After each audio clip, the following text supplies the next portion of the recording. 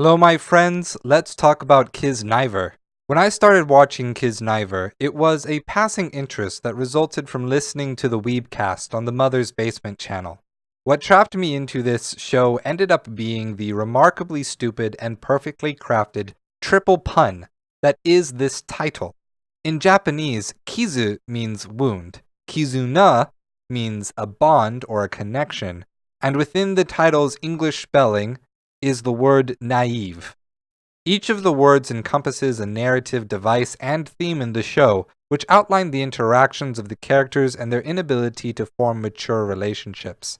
And that this message is delivered in the form of a pun perfectly highlights how this show simultaneously has a serious message, but doesn't take itself very seriously.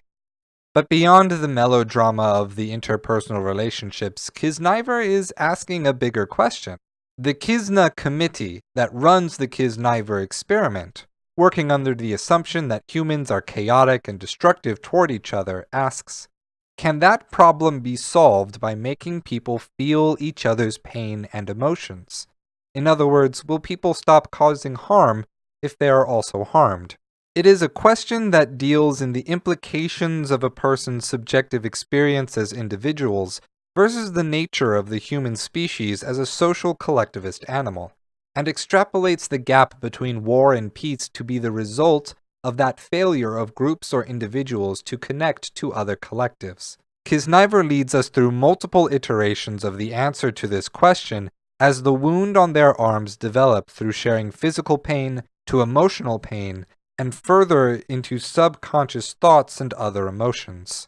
The first hint that we get to Kiznaiver's philosophy comes in the form of the show's comedy.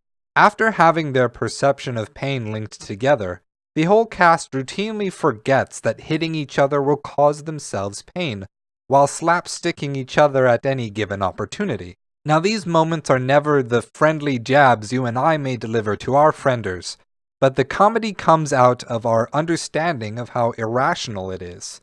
After all, the very first rule baby Socrates' parents taught him was no hitting. And we would think that the first change for our characters in this situation would be that they don't punch each other anymore.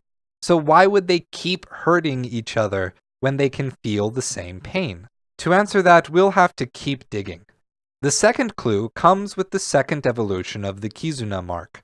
The extreme teen team here grows from not just sharing initial pain response, but also emotional pain. We are told that this is the first time the experiment has produced those results. Get a bunch of information on how they first experimented on cracked up orangutans and then children, cause gross apes and baby humans are exactly the same, I guess. And to no one's surprise, little Kachan and Sonozaki are part of the first group of kiddos.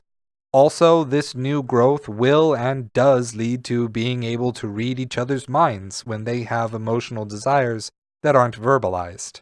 This causes a new course of action as the characters begin to emotionally harm themselves for each other. The prime example is when Kachan and Sonozaki get all lovey-dovey in full view while Chidori, the childhood friend who also has a crush on Kachan, watched in jealousy and breaks down at this realization that her unrequited love has no chance. But Nico, the eccentric girl, yells out the most mature line in the whole show, quote, "I'm going to get properly hurt," end quote. For my personal life, watching this scene came literally the day after I confessed my romantic feelings to my best friend. I knew I was going to be rejected, but it was more important to speak honestly and let myself be rejected. Otherwise, my desires would inevitably color my thoughts and speech, and ultimately cause me to disrespect her, cause me emotional anxiety, and stunt my ability to seek romance elsewhere. A huge difference between immature and mature romance is handling rejection. The immature responds with emotional breakdowns, resentment, embarrassment, and lost friendships. The mature responds with respecting that person's right to say no, and not letting it mean anything more or anything less. You can still be friends afterwards, and the rejection feels like relief rather than sorrow. Point is, high school sucks. Being a semi-childish, mature adult is way better for me. Okay, that was a big melodramatic tangent. Point is, Nico runs off to the scene because she can project her feelings and get hurt for Chidori's sake. The reason being that Nico has a crush on Tenga, but Tenga has a crush on Chidori. Thus, Chidori being rejected by Kachan means Tenga will continue to pursue Chidori, meaning Nico has no chance. Man, high school crushes are such bullshit. This results in a big ol' emotional feedback loop where everyone gets 7 times more heartbreak, making everyone collapse and take a literal mud nap. However, the real trick of the narrative is that this emotional self-harm behavior began before the Kizuna mark evolved to connect everyone's emotions. This is exemplified when Tenga, before his crush on Chidori is revealed, offers to help get Chidori and Kachan together. This decision creates the condition for the other teenagers to do similar emotional self-harm. But Tenga's choice at this time shows that this change in behavior isn't connected to the Kizuna mark, even though it's getting attributed to the mark by the other characters in the show. On episode 10, after the big all is lost scene, we resume after the end of summer break, when the Kizuna marks have all disappeared. None of our main cast are on speaking terms, having emotionally retreated after experiencing a massive trauma, a totally normal and expected reaction. And of course Nico comes in as the mature one, who recognizes everyone can still be friends, they can still be connected. The rest of the show is spent addressing the fallout of the original Kiznaiver experiment and the traumatic effects of essentially creating large artificial sensations in some children while removing all sensations from others. Despite the emotional stuntedness, however, Sonozaki and Kachan still sought out connections with each other. All of these inconsistencies I've pointed out are 100% purposeful. This is because the original question of the experiment was flawed. There was no need to attempt to connect people's pain to other emotions, because we are already connected in that way. The gap between an individual and a collective are presented as a somewhat false dichotomy. This is demonstrated in the show in episode 11, when Kachan calls everyone to the roof and emotionally asks for everyone to become true friends, connected without systems. However, this isn't just dramatic prose. There is real-world evidence for this as well. See, in our brains we have this thing called mirror neurons. Mirror neurons trigger our brain not merely to express sympathy, but to recreate sensation when we perceive them. When you watch a cringe video on YouTube, you aren't just imagining feeling embarrassed. You actually feel the embarrassment yourself. When you see someone making a sad or happy face, we inevitably feel the same. And when you see a guy getting kicked squarely between the legs, we end up feeling an ache between our own. We don't literally feel what others feel, but we do actually feel those things for ourselves. Their feelings become our own.